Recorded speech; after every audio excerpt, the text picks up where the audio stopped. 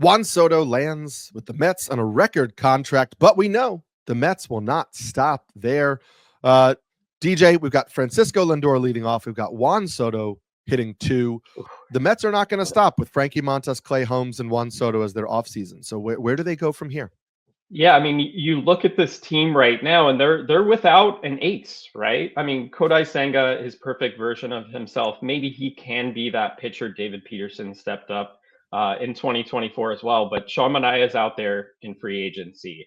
I think he's a great fit for the Mets, but it doesn't have to be that way. They could sign a Max Fried, they could sign a Corbin Burns. So there's still work to be done in that rotation. And kind of the elephant in the room for the Mets now after the Soto signing is, where does Pete Alonso go? Mm-hmm.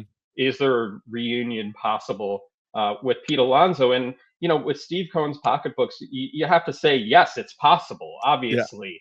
Yeah. But Mark Vientos could move to first base and they could get a third baseman. Center field, do you feel fully comfortable with Jose Siri being a center fielder? I'm not sure about that. DH is still a possibility to fill as well. I don't think the Mets are done by any means, but I think rotation is something we should look at in the next few days. I think they'll try to sign another pitcher. Yeah, that first base DH, those 2 spots are going to be huge in the Mets lineup to see which direction they go in. But we know Steve Cohen is still going to spend. We know there's going to be some firepower added to this Mets lineup. So do not count the Mets out on anybody the rest of the way. Yes, it should be an interesting winter meetings and rest of the offseason as well.